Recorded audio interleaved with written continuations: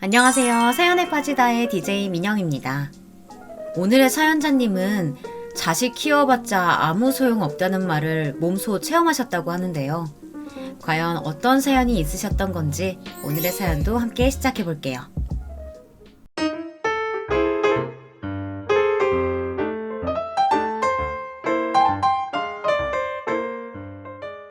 안녕하세요. 저는 최근에 칠순을 간 넘긴 여자입니다. 저는 과부예요. 혼자 된 지 벌써 40년 가까이 되어 가다 보니 이제는 남편이 있었는지조차 가물가물하네요.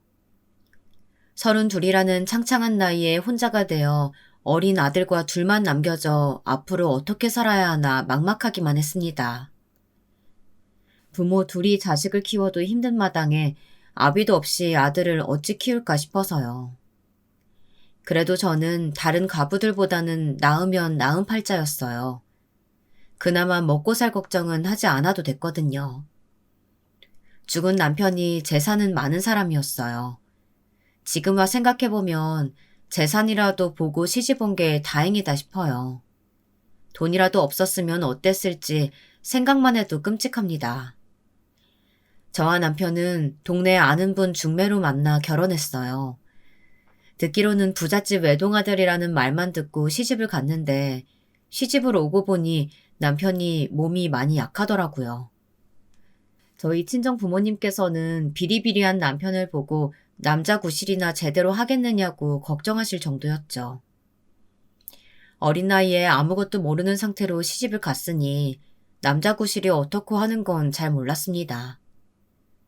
그런데 남편이라는 사람이 매일 몸이 아파서 누워만 있고 병원에 데리고 다녀야 하니 제가 마누라인지 간병인인지 모르겠더라고요. 내 아들 옆에서 잘 돌보고 아들 하나만 순풍 낳아주면 내가 너한테 우리 가진 거 다 줄게. 옆에서 보기에도 제가 힘들어하는 것처럼 보였는지 시어머니는 단단히 저를 단속하셨습니다. 제가 도망이라도 갈 것 같은지 잠깐 외출만 해도 어딜 가냐고 그렇게 물으셨어요. 아마 그래서였나 봐요. 시부모님께서는 제가 결혼하고 나서 얼마 되지 않아 사시던 한옥을 남편에게 증여해 주셨어요. 시부모님에게는 자식이 남편뿐이었거든요. 그뿐만이 아니었습니다. 제가 아들을 낳고 나니 땅도 주고 밭도 주고 있는 재산을 다 남편에게 주었어요. 아들이 딱 5살이 되던 해였어요. 그 해에 남편은 죽었습니다. 저는 그 이후 시부모님이 돌아가실 때까지 아들 하나만 바라보며 그 큰 한옥에서 하루하루 버티며 살아야 했습니다. 사실 남편이 죽고 나서 아들을 데리고 친정으로 다시 돌아가고 싶었어요. 그런데 그 시대에는 결혼한 여자는 출가 외인이라고 해서 한번 시집을 가면 시댁에 뼈를 묻어야 한다고 생각했어요. 저는 너무 답답했습니다. 젊은 나이에 남편도 없이 혼자 이 넓은 집에 갇혀 있다는 사실이 너무 견디기 힘들었어요. 그래서 뭐라도 배워볼까 싶었습니다. 그래서 전부터 관심이 있었던 부동산에 대해 공부를 좀 해볼까 싶었죠. 그때쯤 막 부동산 중개업 시험이 생겼을 때라 자격증만 따면 부동산을 할 수 있다고 하더라고요. 이제 남편도 없는데 저도 제 힘으로 뭔가 해보고 싶었어요. 공부? 과부가 무슨 공부를 한다 그래? 우리 죽으면 이 많은 재산 다 네 건데 돈은 벌어서 뭐해? 딴 생각 말고 시부모 수발이나 잘 들어. 그래, 남편 죽자마자 네가 나가서 돈 번다 그러면 동네 사람들이 뭐라고 생각하겠어? 우리가 너 나가서 돈 벌어 오라고 시켰다고 하지 않겠어? 시부모님은 사사건건 제가 하겠다는 일은 다 허락해주지 않으셨어요. 그러고는 쓸데없는 생각하지 말고 애나 잘 키우고 시부모님 잘 모실 생각이나 하라고 하셨죠.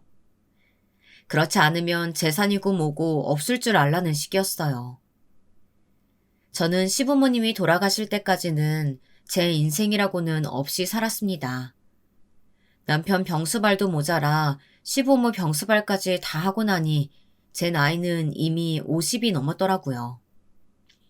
시부모님은 약속하신 대로 모든 재산을 저에게 다 물려주셨어요.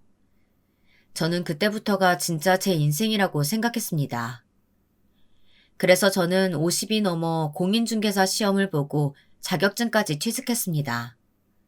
젊은 사람들도 따기 힘들다는 자격증까지 따고 나니 욕심이 나더라고요. 저는 시부모님께 물려받은 건물에 부동산을 내고 열심히 일했습니다. 일찌감치 과부가 됐을 때 주변에서는 다들 제게 박복한 팔자라고 했어요. 여자가 얼마나 팔자가 세면 남편을 잡아먹었느냐는 소리까지 들었습니다. 거기다가 시부모님 시집살이까지 하기야 했지만 지금 와 생각해보면 바짝 20년 고생해서 노후 준비까지 해놓고 소일거리로 할 수 있는 직업까지 생겼으니 꼭 그렇게 나쁜 인생만은 아니다 싶었죠. 이제 아들만 좋은 여자 만나서 장가도 가고 행복하게 가정 만들어 사는 모습만 보면 이제 제 할 일은 다 했다 싶었습니다. 그런데 제가 욕심이 과했던 걸까요? 제 마음에 드는 며느리를 얻기란 쉬운 일이 아니었습니다. 아들이 결혼하겠다고 데려온 예비 며느리는 처음부터 마음에 들지 않았습니다. 아주 제 아들을 머슴 부리듯이 하는 것 같더라고요. 같은 회사도 아니고 회사가 거리가 있는데도 출퇴근을 제 아들이 시켜주고 있었습니다. 걔는 어린애도 아닌데 차가 없으면 지하철 타면 되고 지하철이 멀면 버스 타고 다니면 되지. 너도 아침 출근하느라 힘든데 꼭 그렇게 새벽같이 나가서 데려다 줘야겠니? 매일 높은 구두 신고 사람 많은 지하철 타고 출근하는 게 너무 안쓰럽더라고요. 그리고 매일 보고 싶기도 하고 제가 좋아서 하는 일이니까 괜히 우리 초롱이 미워하지 마세요. 말해봐야 뭐 하겠습니까? 제 입만 아프죠. 이미 콩깍지가 제대로 씌어버린 아들은 여자친구에게 푹 빠져 있었습니다. 매일 출퇴근 시켜주는 건 둘째치고 여자친구가 먹고 싶다면 새벽에도 나가서 사다 주고 오는 것 같더라고요. 제 아들이지만 결혼하면 딱 팔불출 예약이다 싶었죠. 저는 아들 여자친구가 궁금했어요. 얼마나 괜찮은 아이이면 아들이 저렇게 좋아하나 싶었죠.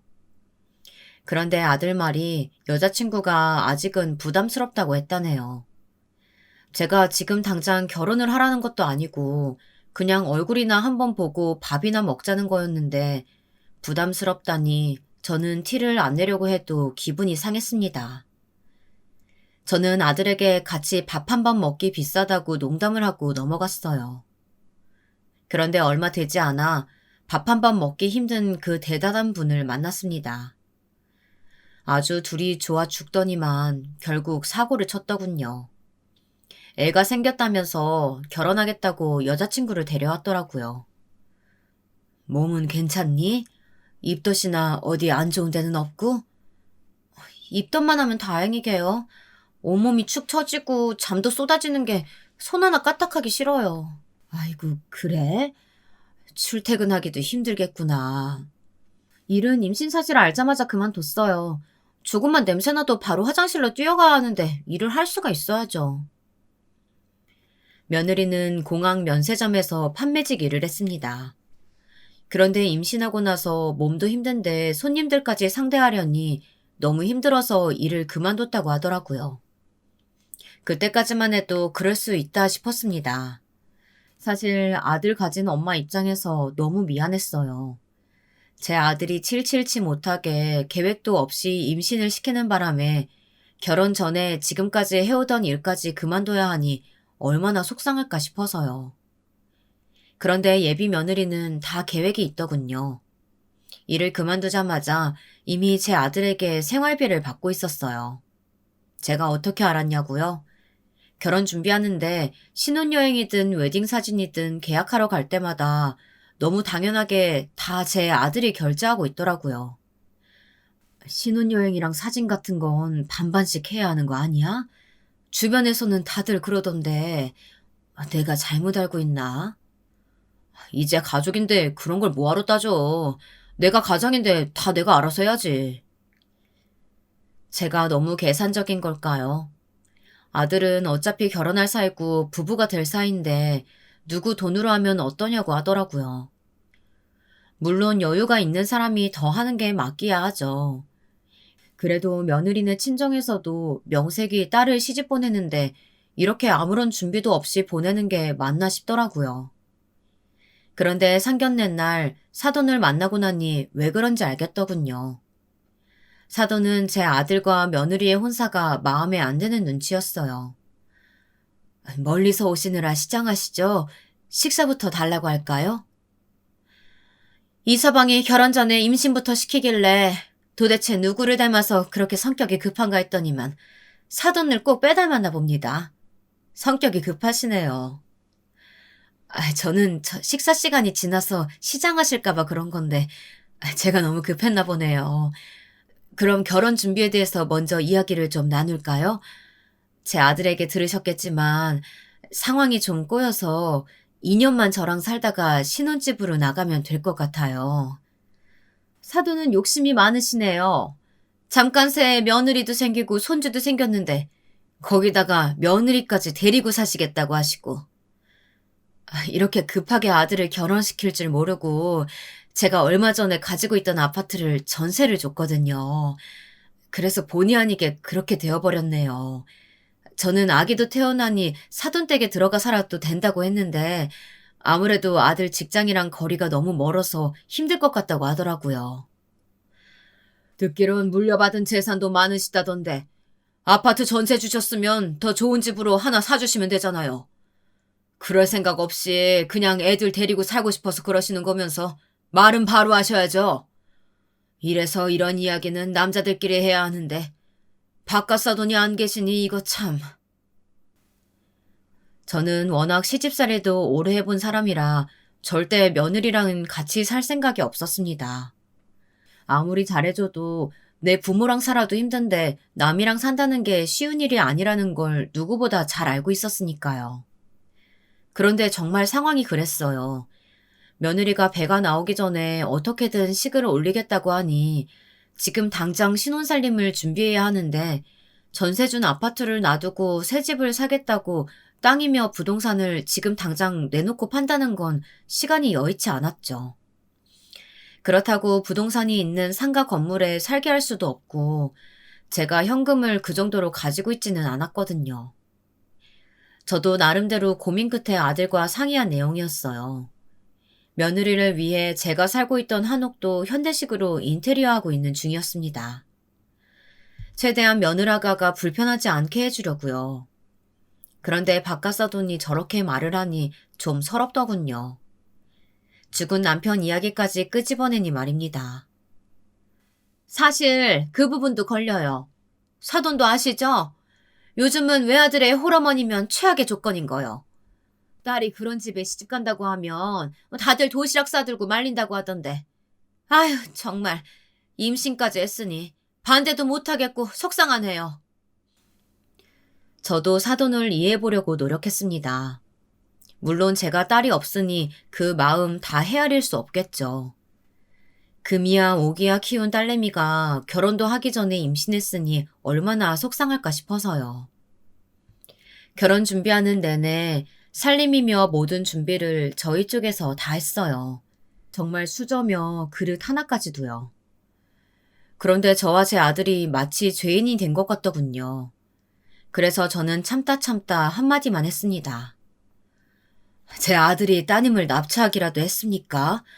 이게 다 두 사람이 서로 좋아서 벌어진 일이고 두 집안 사이의 경사인데 그렇게까지 걱정하실 게 뭐 있습니까? 말씀하신 대로 저한테 아들 딱 하나뿐입니다. 제가 죽으면 제 재산 다 제 아들 건데 그거 생각하면 며느리 입장에서도 좋은 거 아닌가요? 제 말에 사돈들은 찍소리도 안 하더군요. 저도 저희 시부모님께 들은 말 중에 가장 상처였던 말을 그대로 써먹게 되는 날이 올 줄은 몰랐네요. 우여곡절 끝에 제 아들은 결혼했습니다. 아들은 아침마다 출근하고 저는 점심때쯤 부동산에 나가기 때문에 대부분의 시간을 며느리는 혼자 집에서 지냈어요. 저는 혹여나 임신한 몸으로 집안일이라도 하다가 몸에 물이라도 갈까 싶어서 오전에 몇 시간 집안일을 도와주시는 분까지 고용했어요. 며느리가 괜히 시어머니랑 산다고 제대로 쉬지도 못하고 이것저것 신경 쓸까 봐서요. 그런데 괜한 걱정이었습니다. 며느리는 아주 부잣집 사모님 놀이에 푹 빠져 있더라고요. 집안일을 해주시는 분이 2번이나 그만두셨어요. 도저히 우리 집 일을 못하겠다고요. 저는 고작 3-4시간인데 왜들 그렇게 금방 그만둔다고 하나 이유를 몰랐습니다. 집안 청소, 빨래, 그리고 며느라기 점심이랑 저녁거리만 챙기면 되는 일이었거든요. 그런데 3번째 오신 분에 의해 이유를 알았습니다. 3번째로 오신 분이 아주 단단히 화가 나셨는지 저에게까지 전화가 왔더군요. 내가 더럽고 치사해서 웬만하면 고용한 분한테 전화까지는 안 하거든요. 그런데요, 사모님 며느리 그거 아주 문제가 많아요. 나중에 아들 뺏기고 후회하기 싫으시면 지금이라도 며느리 내치시는 게 맞아요. 여사님, 저희 며느리가 뭘 그렇게 기분 상하게 했는지는 모르겠지만 아무리 그래도 말씀이 지나치시네요. 제 며느라가가 뭘 그렇게 잘못했다고 악담을 하고 그러세요. 지금이야 손주까지 베고 있으니까 모르겠지만 제 말 명심하세요. 사모님 재산까지 다 털어먹으래라고요. 저는 그때까지만 해도 별일 아니라고 생각했어요. 연세 있으신 분들이 남의 집에 일하러 왔는데 젊은 세댁이 있으니 괜히 일해주기 싫어서 그러나 싶었죠. 그래서 파출부를 보내주는 회사에 미리 부탁을 좀 했어요. 좀 젊고 싹싹한 분으로 보내달라고요. 대신에 다른 분들보다 0.5배 비용도 더 주겠다고요. 제가 잘못 생각하고 있었더군요. 지금까지 왜 파출부 여사님들이 그렇게 그만뒀는지 알게 됐습니다. 제가 집 근처에 점심 약속이 있었는데 그게 취소가 돼서 집으로 갔습니다. 며느리랑 맛있는 거나 먹으러 갈까 싶어서요. 그런데 며느리의 고함 소리가 문 밖까지 나더군요. 아줌마, 젊은 사람이 왜 그렇게 굶떠요? 아직도 1층 청소도 못 끝내고 있으면 어떡해요? 죄송해요. 집이 워낙 넓어서 시간이 좀 걸리네요. 금방 끝내겠습니다. 아휴, 암튼 일은 더럽게 못하면서 말은 참 잘해요. 나 지금 너무 배고파요. 얼른 상부터 차려요. 네, 알겠습니다. 김치찌개 좋아하신다고 해서 아까 끓여놨는데 간 좀 봐주시겠어요? 아우, 이렇게 짠 걸 지금 나더러 먹으라고 만든 거예요? 이 아줌마가 뭐 하나 잘하는 게 없네. 쾅 쨍그랑. 저는 제 눈으로 보고도 믿기지 않았습니다. 며느리가 글쎄 김치찌개가 짜네 어쩌네 하더니만 그대로 냄비를 싱크대에 던져버리더라고요. 다 버려버리더라고요. 얘 새아가, 너 지금 뭐 하는 거니? 너보다 훨씬 연세도 많은 분한테 그렇게 행동하면 어떡해? 그리고 멀쩡한 음식을 왜 버려? 어머니가 드셔보셨으면 어머니도 분명 맛없다고 하셨을 거예요. 우리 귀한아기 그런 음식 먹게 할 수는 없잖아요. 며느리는 문제가 많은 애였습니다. 상견례 날 사돈을 봤을 때부터 이상하다 싶었지만 딸내미 교육도 아주 엉망으로 시켰더군요. 너 그걸 지금 말이라고 하니? 너 이 정도로 사리분별 못하는 애였어? 아무리 음식이 맛없어도 그렇지 열심히 만들어주신 음식을 그 앞에서 그냥 버리는 것도 모자라서 네 말버릇이 그게 뭐니? 너 앞으로 절대 집안일 해주시는 분 못 부르니까 앞으로는 네가 알아서 해먹어. 네 방 청소도 네가 하고. 저는 다른 건 다 참아줘도 버르장머리 없는 건 참아줄 수 없었습니다.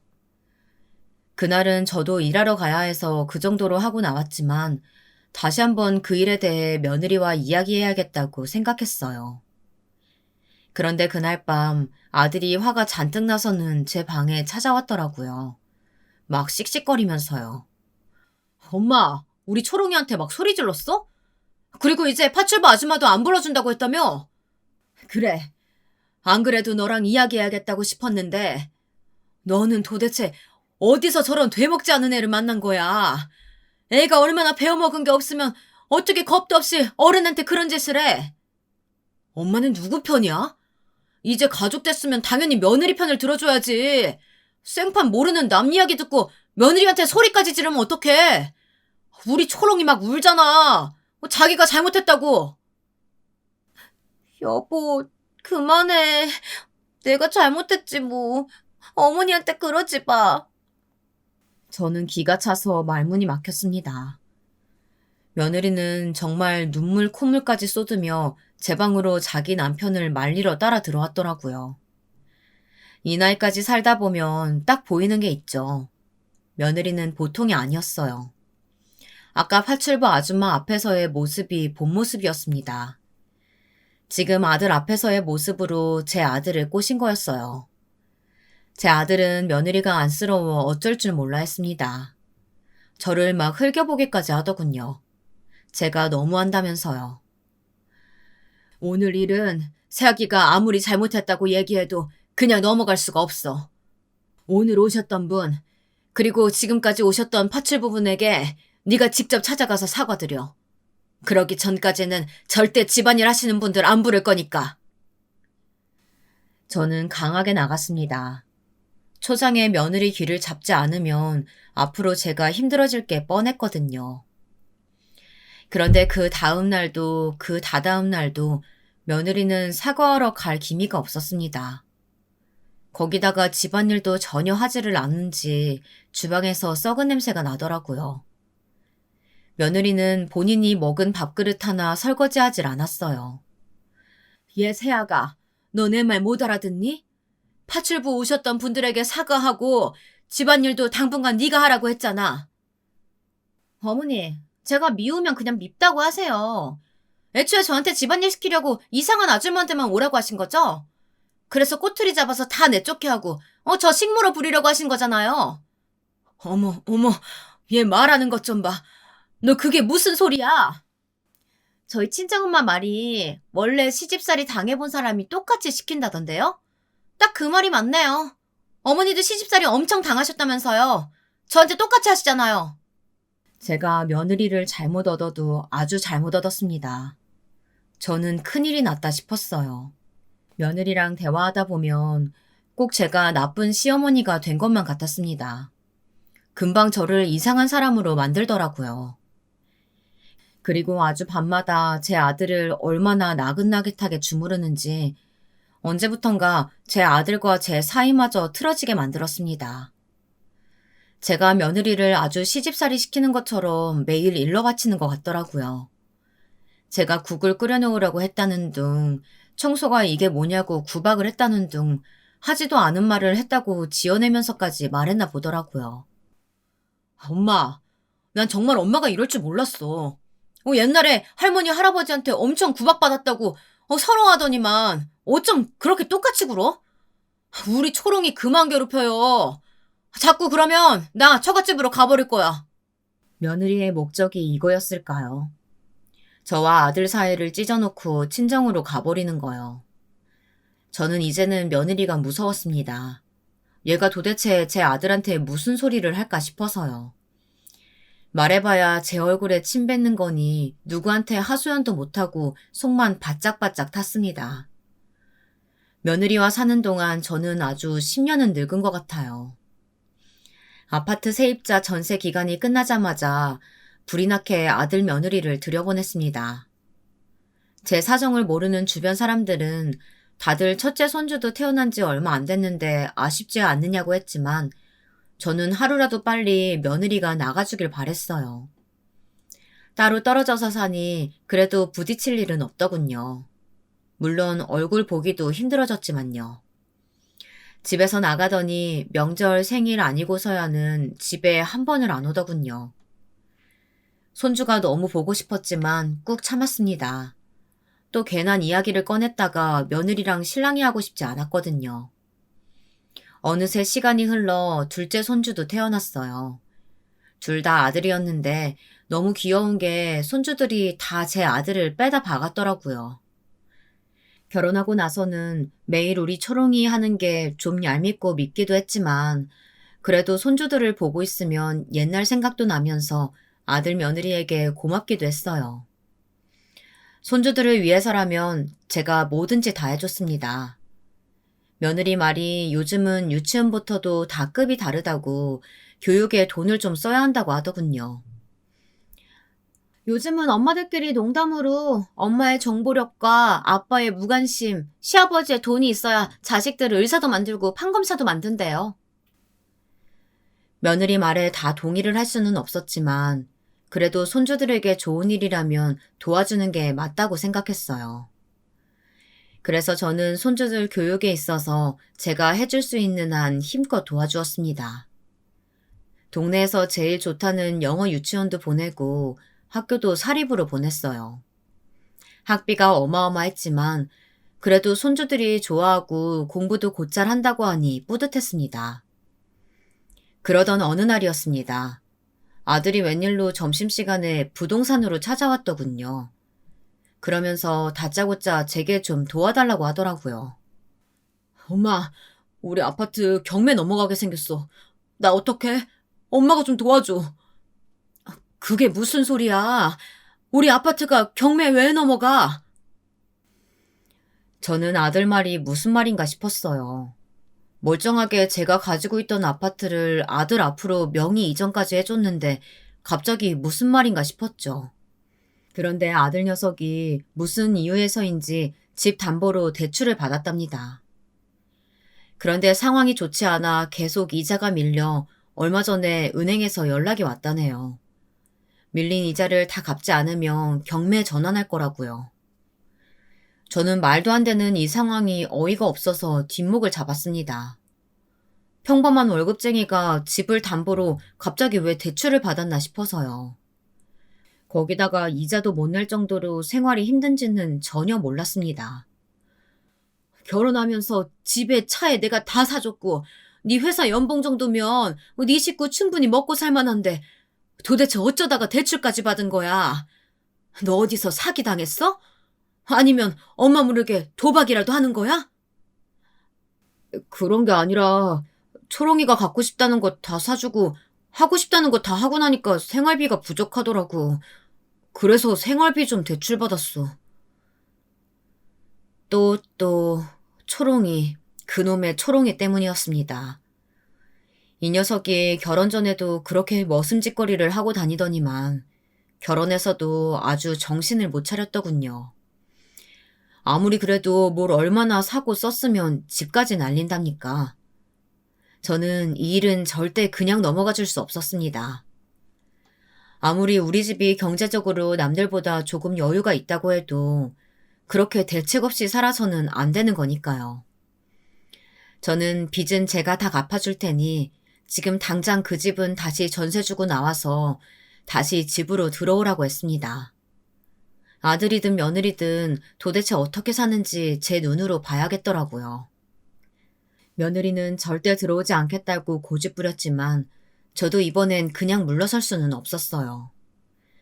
지금까지는 부딪히고 싶지 않아서 간섭하지 않으려 며느리가 하고 싶은 대로 하도록 놔뒀습니다.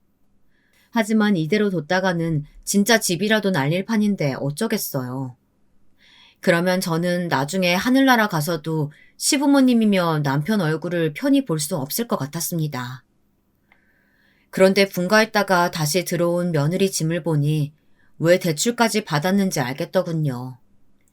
가방, 신발, 옷은 말할 것도 없고 아이들 책이며 가구들까지 아주 싹 다 고가밖에 없더군요. 보기 싫어서 다 갖다 버리고 싶어도 이미 지난 일 괜히 말하고 싶지도 않았습니다. 짐이 얼마나 많은지 전에 쓰던 방은 되지도 않아서 제가 사용하던 옷방이며 서재까지 다 내어주었습니다. 불편한 건 그뿐만이 아니었어요. 다시 며느리와 함께 살려고 하니 힘든 게 한두 개가 아니었습니다. 며느리도 아줌마가 됐으니 더 강해졌더군요. 같이 살아보니 며느리가 뭘 그렇게 하고 싶어하고 사고 싶어 했는지 대충 감이 오긴 했습니다. 며느리가 요즘 유행한다는 인플루언서라네요. 하루 종일 휴대폰만 들고 살더니만 그걸로 뭘 하기는 하는지 팔로워 수가 많다더라고요. 거기다 이제는 핸드폰으로 애들 먹이는 거에 입히는 것까지 매일 그렇게 찍어대더라고요. 아이고 정신없어 죽겠다. 애들 빨리 학원 가야 한다더니 뭘 그렇게 찍어. 어머니, 이게 바로 브이로그라고 하는 건데요. 제 일상을 사람들한테 보여주는 거예요. 저 나름 유명해요. 애들 교육 콘텐츠로 이것저것 찍어서 올리는데 좋아요도 많고 광고도 들어와서 이걸로 돈 많이 벌어요. 저는 통 뭔 소린지 모르겠더라고요. 어찌됐든 브이로그인지 SNS인지 그걸로 광고도 받고 돈도 번다고 하니 그러려니 했습니다. 그런데 그 잘난 광고니 뭐니 하다가 애들을 잡겠더군요. 사진을 찍어야 한다면서 자꾸만 애들한테 문제집 같은 걸 풀게 하더라고요. 거기다가 우리 큰손주는 쉬는 날이 없었어요. 평일은 하루 종일 학교랑 학원에 다니고 주말에는 뭔 악기를 배워야 한다고 커다란 악기를 들고 오케스트라 연습까지 다니더라고요. 애들이 좋아하면 저도 뭐라고 안 하죠. 근데 애들이 너무 힘들어했어요. 보기만 해도 안쓰러울 정도로요. 엄마, 나 그 영어 문제집 하나만 좀 줄이면 안 돼? 그거 내 나이에 푸는 것도 아니잖아. 그리고 오케스트라도 너무 하기 싫어. 악기는 전혀 관심도 없단 말이야. 남들 다 하는 거 하면서 살면 훌륭한 사람 되겠어? 남들보다 항상 한 발 앞서가고 한 시간이라도 더 열심히 공부해야 더 나은 사람 되는 거야. 그리고 엄마가 이거 광고 받느라 꼭 풀어서 후기 올려야 된다고 했잖아. 애미야, 내가 봐도 우리 손주 너무 힘들어 보여. 그 나이에 중학교 문제집이 말이 되니? 지금 이 나이에는 무조건 뛰어놀아야지. 어머니, 아이들 교육 문제는 제가 알아서 할게요. 말씀드렸잖아요. 저 교육 인플루언서라니까요. 요즘 사립 다니는 애들은 이 정도는 기본이에요. 아이고, 그놈의 인플루 어쩌고가 뭔지는 몰라도 그러면 네가 풀지 그러냐? 왜 너 유명해지겠다고 내 손주들을 괴롭혀? 그날 또 한바탕 난리가 났습니다. 며느리가 아들 앞에서 또 눈물 콧물을 쏟더군요. 제가 돈 좀 보태준다고 제가 며느리를 무시하고 구박한다면서요. 아, 엄마, 그만 좀 하세요. 애들 교육 문제는 초롱이가 전문가인데 엄마가 뭘 한다고 그래요. 그리고 할머니가 애들 오냐오냐 하면 버릇만 나빠져서 엄마가 힘들다고요. 너 말 잘했다. 너는 네 마누라만 편하면 그만이니? 애들 얼굴 좀 봐라. 공부만 하다가 초등학교 시절 다 끝나겠어. 하루 종일 학원 갔다 와서 광고니 뭐 그딴 것 때문에 새벽에 문제집까지 풀어야 하는 게 말이 돼? 시대가 변했어, 엄마. 엄마 때야 대충 학교만 보내면 됐지만 지금 엄마들은 할 게 엄청 많다니까. 아, 다 애들 위해서 하는 거니까 그냥 좀 내버려 둬요. 어머니는 제가 하는 일이 하찮아 보이시겠지만 저는 그래도 그 일이라도 해서 제 힘으로 새끼들 공부라도 시키려고 하는 거예요. 아이고, 내가 언제 네가 하는 일 가지고 뭐라고 했니? 핸드폰 가지고 노는 건 너나 하라고. 그거 핑계로 내 손주도 괴롭히지 말고. 엄마, 그만해 정말. 아, 내가 잘못해서 들어오기야 했지만 자꾸 이렇게 초롱이 구박하면 나 엄마랑 못 살아. 못 살아? 네가 나랑 살아주는 거냐? 너희가 나한테 얹혀 사는 거지? 어머니, 어쩜 그렇게 말씀하세요? 저 너무 서러워요. 저는 어머니한테 잘하려고 노력했는데 어머니가 보시기엔 제가 항상 부족한가 봐요. 오빠, 안 되겠어. 나 너무 힘들어서 더는 못하겠어. 그러니까 오빠가 선택해. 어머니랑 살 거야? 나랑 살 거야? 그게 무슨 말이야. 아, 나야 당연히 우리 아들들하고 자기랑 살아야지. 그게 우리 식구인데. 서러워서 살 수가 없었습니다. 아들 말이 자기들 네 식구만 가족이라네요. 그럼 도대체 저는 뭔가요? 돈만 주는 호구? 은행인가요? 나가.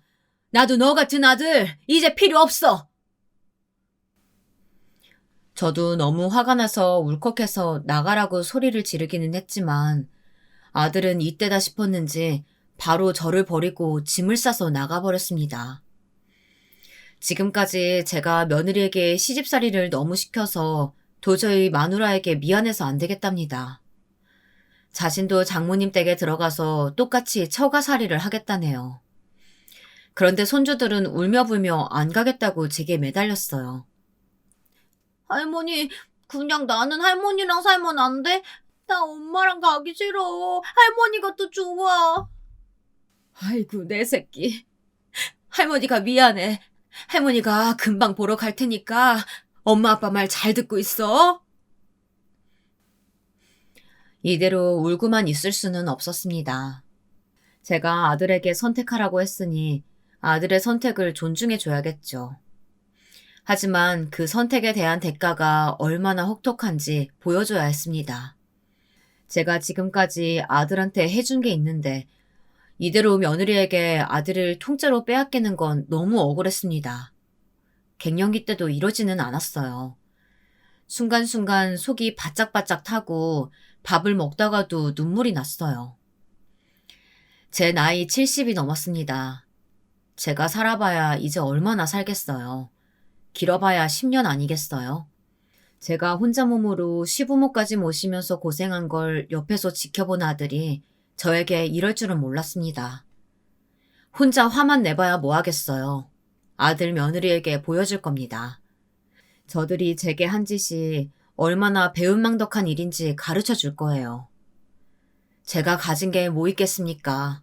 저 돈밖에 없는 여자입니다. 돈이 얼마나 무서운 건지 보여줘야겠다 싶었습니다. 저도 시작은 아주 작은 것부터 시작했어요.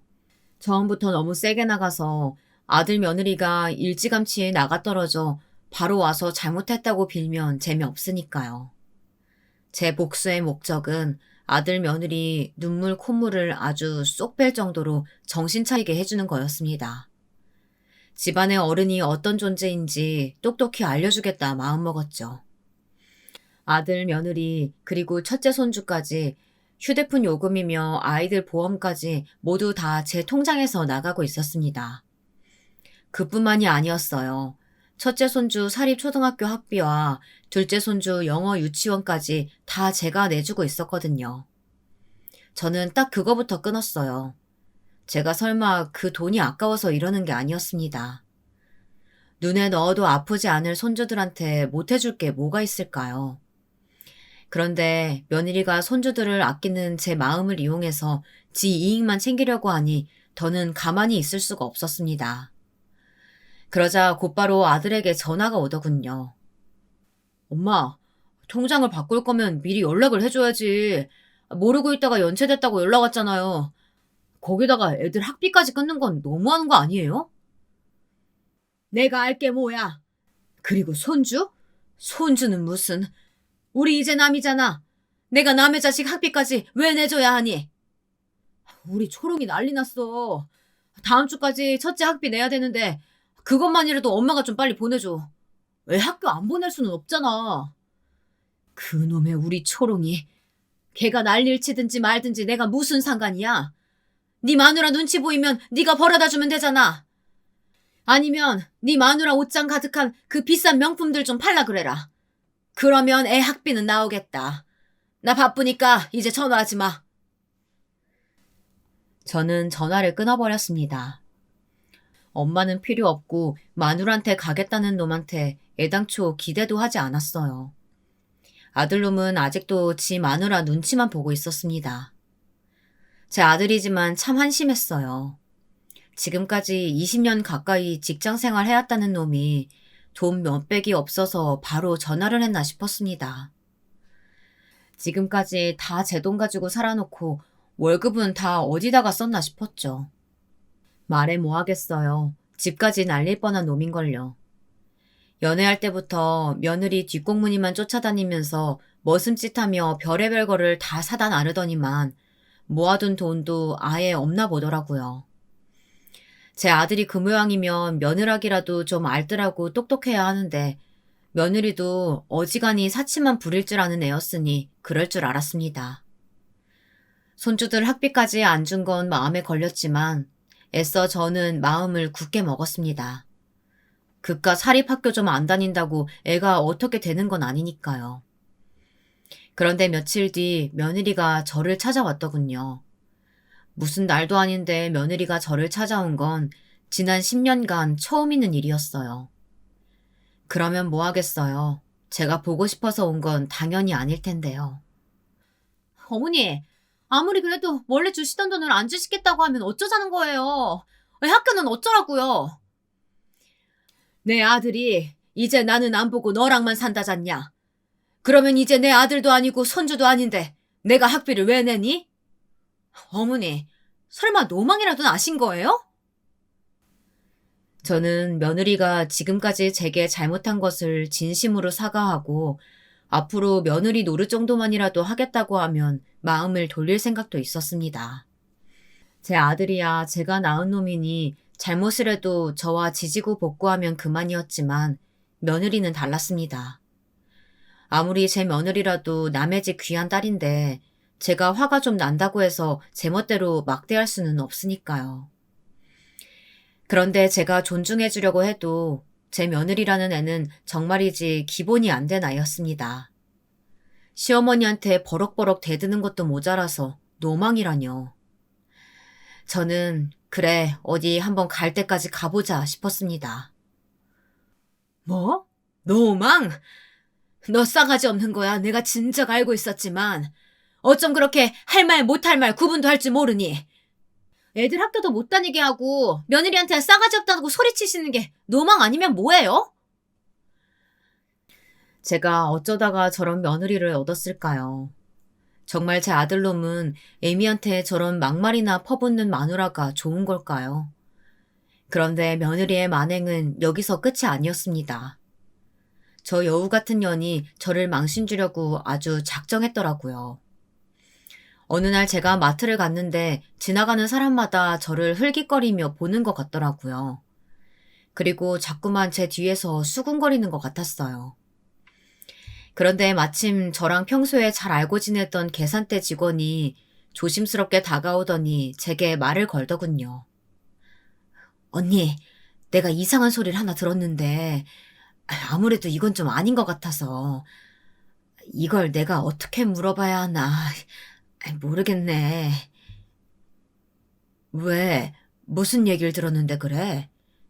아니 글쎄 언니가 치매기가 있어서 며느리를 막 때리고 구박하는 것도 모자라서 손주들 학교까지 다 그만두게 하라고 그랬다고 동네 커뮤니티에 올라왔던데. 뭔 커뮤니티? 그게 무슨 소리야? 그리고 내가 치매라니. 동네 커뮤니티에 장미부동산 사장님 며느리라면서 시어머니 때문에 힘들어 죽겠다고 글을 올렸다니까. 근데 언니 며느리가 무슨 유명한 인플루언서라면서. 그래서 지금 SNS까지 글이 막 퍼져가지고 모르는 사람이 없다니까. 며느리가 언니 사진까지 올렸어. 눈 가렸어도 아는 사람들은 딱 알겠더라. 세상에 어떻게 이런 일이 있을 수 있습니까? 며느리가 동네 사람들은 다 보는 사이트에다가 이상한 글을 올렸다네요. 제 사진까지 말이죠. 저는 너무 어이가 없고 놀라서 도망치듯 마트를 빠져나왔습니다. 그리고 바로 휴대폰부터 확인했어요. 그런데 정말 며느리는 멋대로 저를 폭로하는 글을 올렸더라고요. 갖은 시집살이를 다 당했지만 저는 남편과 아이들을 생각해서 꾹 참고 살았습니다. 그런데 언젠가부터 시어머니께서 말도 안 되는 꼬투리를 잡으시면서 제게 욕을 퍼붓고 물건도 던지셨어요. 이제는 아예 저를 집에서 일하는 식모 취급하시면서 시키는 대로 안 하면 애들 학비까지 끊어버리시겠다네요. 저는 기가 막혔습니다. 며느리가 노망 어쩌고 한 소리가 바로 이거였어요. 저는 며느리에게 바로 전화했습니다. 너 지금 이게 뭐 하는 짓이야? 나 망신 주려고 작정했어? 내가 이 동네에서만 부동산을 몇십 년을 한 사람인데 이딴 글을 올리면 어떡해? 지금 당장 그리고 사진이고 안 내려? 너 이거 초상권 침해야. 제가 무슨 사진을 올렸다고 초상권 침해예요? 얼굴은 다 가려드렸는데. 너 때문에 내가 오늘 얼마나 망신당했는 줄 알아? 이제 제가 얼마나 무서운 사람인 줄 아셨죠? 그러니까 빨리 애들 학비 보내세요. 그러면 바로 영상 삭제할게요. 제 며느리는 그냥 개념 없는 정도가 아니라 완전 미친년이었습니다. 그놈의 인플루언서가 뭔지 하루 만에 동네에 저를 모르는 사람이 없더라고요. 무슨 동네 맘카페인가 거기에다가도 올렸더라고요. 저는 아들 며느리 정신교육 해주려다가 오히려 제가 된통 당하고 말았습니다. 이런 망신은 처음이었어요. 저는 우선 며느리에게 손주들 학비부터 보냈습니다. 하루라도 빨리 사진이라도 내려서 다시 일상으로 돌아가고 싶었으니까요. 저는 그날 이후 며칠을 알아누웠습니다. 어차피 창피해서 가게에도 못 나가는데 그냥 집에 누워 있었어요. 병원에서는 가벼운 몸살 감기라고 했지만 이건 명백히 화병이었어요. 망할 며느리년 때문에 병이 난 게 분명하니까요. 저는 방에 혼자 누워 며느리가 사진을 삭제했는지 확인부터 했습니다. 그래도 돈 보내자마자 삭제는 했더군요. 화가 머리끝까지 나지만 어쩌겠어요. 애당초 제가 이길 수 없는 싸움이었는데요. 저처럼 늙은 할머니가 젊은 며느리를 상대로 어떻게 이기겠어요. 그런데 며느리가 사진을 삭제했는지 확인하다 우연히 며느리의 SNS인지 뭔지 하는 그걸 보게 되었어요. 그런데 좀 이상한 게 있더라고요. 이게 다 뭐야? 도대체 인플루언서인가 뭔가 뭔 소리인지 했더니만 사기꾼을 말하는 거였어? 드디어 며느리를 잘근잘근 짓밟아줄 방법이 떠오른 것 같았습니다. 며칠 뒤 저는 유명 호텔에 갔습니다. 저는 고민할 것도 없이 호텔 연회장으로 곧장 갔어요. 연회장 안에는 벌써 젊은 아기 엄마들로 북적였습니다. 무대 앞쪽에는 반가운 얼굴이 있더군요. 바로 제 며느리였습니다. 아무것도 모르고 온 사람들 앞에서 얼마나 잘난 척을 하려고 만만의 준비를 하고 왔는지 온몸에 명품을 휘감고 왔더라고요. 돈 몇백이 없어서 자식 학비도 못 내는 주제에 말이죠. 잠시 뒤 행사가 진행됐습니다. 며느리는 SNS에 유명 강사들과 함께 교육 설명회라면서 티켓까지 돈 받고 팔았더라고요. 오면서도 도대체 그게 뭔가 했더니만 학원 강사들과 교육 전문가들이 나와서 참석한 엄마들에게 교육에 대해 설명하는 설명회 자리더라고요. 행사에 앞서서 저를 믿고 이 자리에 참석해주신 많은 어머님들께 감사의 말씀 전하겠습니다. 아주 입만 살았더군요. 저는 며느리의 모습에 콧방귀가 절로 나왔습니다. 교육의 교자도 모르는 애가 아이 엄마들 앞에서 자기가 무슨 서울대 의대라도 보낸 엄마처럼 굴더군요. 설명회가 한창 진행되던 중 제가 직원에게 미리 부탁해 놓은 영상이 드디어 화면에 나왔습니다. 그리고 때마침 현장에 제 아들도 도착했더군요. 엄마, 주말이라 나 애들 보느라 바빠 죽겠는데 무슨 급한 일이라고 사람을 호텔로 불렀어. 아들은 갑자기 장모님께 애들을 맡기고 오느라 또 한 소리 들었다면서 제게 툴툴거렸습니다. 으이그, 내가 너 남의 집 머슴시키려고 장가 보내는 줄 알아?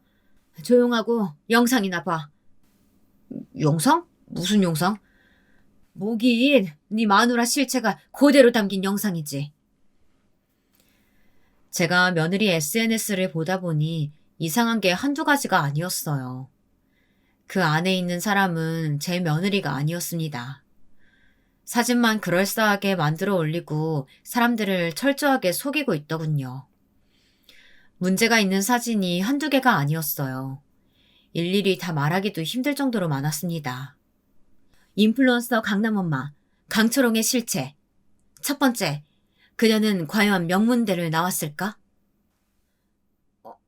이게 뭐야? 이 영상 뭐예요? 예고에 없던 영상이 등장하자 며느리는 당황했습니다. 그리고 제 옆에 있던 아들도 그제야 영상에 집중하더군요. 역시 돈이 최고였습니다. 요즘은 SNS나 유튜브로 유명해지는 것도 모자라서 잘 먹고 잘 사는 사람까지 생기다 보니 그런 인플루언서들을 시기 질투해서 진실을 파헤치는 업체까지 있더라고요. 그런 업체에다 돈을 주고 의뢰했더니 알아서 진실 여부도 알아봐주고 증거까지 찾아 이렇게 영상으로까지 제작해주더군요. 며느리는 아무래도 허언증이 있는 게 분명했습니다. SNS에 마치 자신이 명문대를 나와 굉장한 지식인인 것처럼 포장해 놨더라고요. 이름을 들어도 모르는 전문대에 나온 걸 제가 버젓이 알고 있는데 말이죠. 그뿐만이 아니었어요. 어디 중국에서 사온 싸구려 옷을 캐시미어 100%라고 속여서 10배나 비싸게 사람들에게 팔았더군요. 이 정도만 가지고도 이미 연회장에 있던 사람들은 술량했습니다. 간간히 욕을 하는 사람들도 있었고 아예 자리를 박차고 나가는 사람들도 있었습니다. 하지만 진짜 시작은 지금부터였어요. 제가 이렇게까지 준비한 이유는 제 하나뿐인 아들을 빼앗긴 울분 때문만은 절대 아니었습니다. 저는 절대 제 며느리를 용서할 수 없었기 때문이죠. 저게 뭐야? 네가 지금까지 어떤 여자를 데리고 산지 알겠어? 정신 차려 이 자식아. 내가 몰랐으면 어쩔 뻔했어. 영상 속 모습을 보고 아들은 입을 다물지를 못했습니다. 인플루언서니 뭐니 하면서 대단한 줄만 알았지 지 마누라가 저러고 다니는 것도 몰랐나 보더군요. 아들이 알아야 할 게 하나 더 있었습니다. 며느리의 SNS에 유명 디저트 가게에서 판매하는 호두파이를 제 둘째 손주가 먹고 있는 사진이 있었어요. 손주 옆에는 언제나 영어 문제집도 함께였죠. 간식 먹을 땐 좀 쉬라고 해도 이렇게 말을 안 듣네요.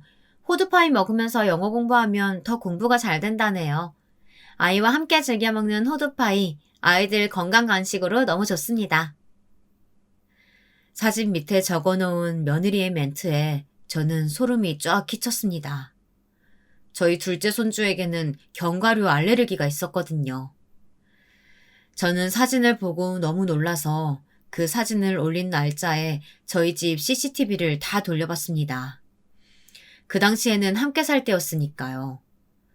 그런데 CCTV에 며느리의 소름 끼치는 만행이 그대로 찍혔더군요. 제 손주의 입에 호두파이를 물려놓고 사진을 찍은 다음 바로 입에서 뱉게 하는 모습 말이죠. 며느리는 돈이 되는 일이라면 무엇이든 다 한 것 같았어요. 자신을 믿고 찾아오는 사람들에게 제 돈으로 사지도 먹지도 않은 것들을 마치 다 사고 먹어본 것처럼 올려서 사람들을 속여오는 일상에 이미 길들여져 있었습니다. 자식들까지 이용해서요. 그래서 그렇게 사립 초등학교니 영어 유치원 같은 허울들에 집착했던 거였죠. 며느리가 SNS로 용돈벌이나 좀 하는 줄 알았지. 양심까지 다 저버리고 사기까지 치고 있었다는 사실을 몰랐던 아들은 많이 충격받은 것 같았습니다. 어머니, 이거 다 어머니 짓이죠? 여보, 이것 봐. 내 말이 맞다니까? 어머니 노망난 게 맞아. 늙으려면 곱게 늙어야지. 어디서 남의 사업까지 망쳐요, 망치기를. 뭐야? 너는 이런 대형 사고까지 쳐놓고도 뭘 잘못했는지를 모르는구나. 전혀 반성의 기미가 없어. 제가 잘못하긴 뭘 잘못해요? 인플루언서라면 다들 이 정도는 한다고요. 그게 제 사업이고요. 여보, 뭐 하고 있어? 어머니 당장 끌어내. 끌어내야 하는 건 너 같은데? 아무리 그래도 어떻게 자식들한테까지 그럴 수가 있어? 내가 나만 잘 살려고 이래? 이게 다 네가 능력이 없으니까 내가 이렇게까지 한 거 아니야. 나라고 이렇게 살고 싶겠어? 와, 너 이게 본 모습이었구나. 그동안 능력 없는 남편 앞에서 착한 척, 순진한 척 어떻게 참고 살았니? 그제야 아들은 정신을 차렸더군요. 물론 저 마누라가 철저히 두 얼굴로 살아왔으니 이 정도로 미친년인 줄은 몰랐겠지만요. 다행히도 제 아들은 머슴도 바보도 아니었습니다. 그냥 며느리를 많이 사랑했던 거예요. 며느리가 원하는 거 하고 싶은 일이라면 뭐든지 지원해주고 도와주려고 애쓴 거였죠. 하지만 제 자식도 소중하게 생각할 줄 모르고 남에게 피해까지 입으면서도 부끄러운 줄 모르는 모습에 매우 실망한 것 같았습니다. 그날 이후 많은 것이 원래 자리로 돌아왔습니다. 아들은 손주들을 데리고 집으로 돌아왔어요. 며느리는 사돈댁에 두고 왔더군요. 그날 호텔 행사에 왔던 사람 중 몇몇이 며느리를 고소해서 며느리는 지금 변호사까지 구해서 소송 준비 중이라네요. 아들은 며느리에게 지금 당장 SNS를 삭제하라고 했답니다. 그러면 자신이 소송 문제는 어떻게든 도와주겠다고요. 그런데도 며느리는 포기하지 못하겠다고 했답니다. 그래서 아들은 결국 며느리를 포기하고 별거를 선택했어요. 집으로 돌아온 아들은 제 앞에 무릎까지 꿇고 앉았어요. 저는 놀라서 왜 이러느냐고 얼른 일어나라고 했죠. 애들 엄마랑은 시간을 좀 갖기로 했어요. 엄마 죄송해요. 제가 여자한테 미쳐서 정신이 어떻게 됐었나 봐요. 애를 둘씩이나 낳고 산 여잔데 미쳐있는 게 당연하지. 애미도 찬찬히 생각하다 보면 자기가 잘못했다는 걸 언젠가는 알게 될 거다. 그날 이후 변한 것도 있었어요. 저는 부동산을 정리했습니다. 그리고 아들을 도와 손주들을 돌보는 데 전념했어요. 손주 둘 다 영어 유치원도 사립 초등학교도 싫다고 해서 첫째 손주는 전학했고 둘째 손주는 일반 유치원으로 옮겨주었습니다. 손주들은 더는 새벽까지 숙제도 하지 않고 주말에 오케스트라 연습도 가지 않아도 되니 가족들과 보낼 수 있는 시간이 아주 많아졌어요. 그래서 저는 매일 손주들과 함께 음식도 만들어 먹고 주말이면 아들과 가까운 곳으로 산책도 했습니다. 물론 엄마가 한창 필요할 나이니 언젠가 손주들이 엄마를 용서해달라고 한다면 못 이기는 척 다시 며느리를 받아줘야 할지도 모르겠습니다. 하지만 지금은 아직 아닙니다. 며느리가 진심으로 자신의 잘못을 뉘우치고 정신 차릴 때까지는 기다려보려고요.